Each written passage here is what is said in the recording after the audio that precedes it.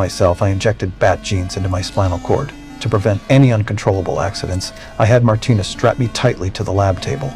But even then, the unexpected happened. A mercenary burst into the lab, and Martina lost focus. When she looked back, I was gone. She rushed into the lab, only to find me hanging from the ceiling with terrifying fangs in my mouth, growling uncontrollably. The mercenary froze. His instincts made him pull the trigger. That move enraged me. I lunged at him, devouring him in a frenzy. Martina hurried to close the steel door, desperately banging on the glass, trying to reach me. As I began to calm down, the mercenaries' partners arrived, guns aimed at me. Martina tried to stop them, but was knocked out cold. Seeing her hurt, I lost all control. I broke through the bulletproof glass and charged out of the lab. Seeing Martina unconscious on the ground, I thought she was dead. Anger flooded me, and I lost all reason. I dodged bullets with ease, attacking faster than anyone could react. Within moments, the room was empty.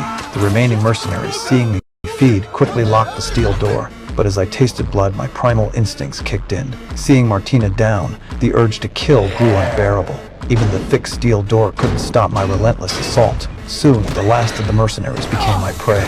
They never even saw me coming before I dropped down from above and took them out.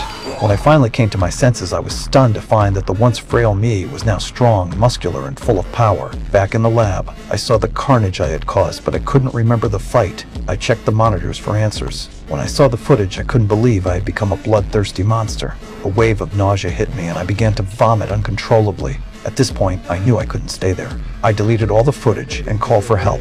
I grabbed the remaining serum and jumped into the sea, fleeing fast. I had to return to the lab and destroy all the data. But as soon as I stepped into the lab, my legs gave out and my body craved blood once again.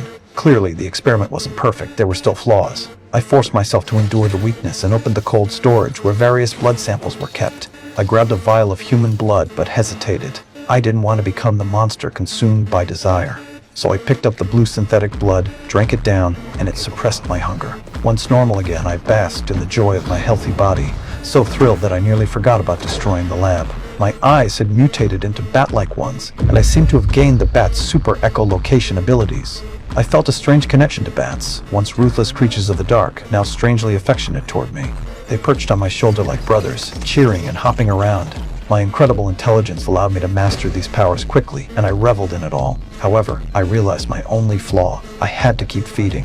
Knowing I was on the verge of losing control, I locked myself in the lab to see what would happen if I didn't drink blood. The results were immediate. My life signs began to drop, the pain worsening, my face once again showing signs of the bat.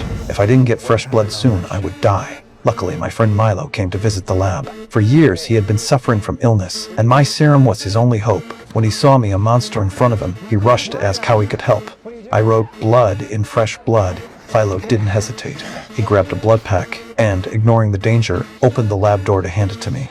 After drinking the blood, I returned to my healthy self instantly.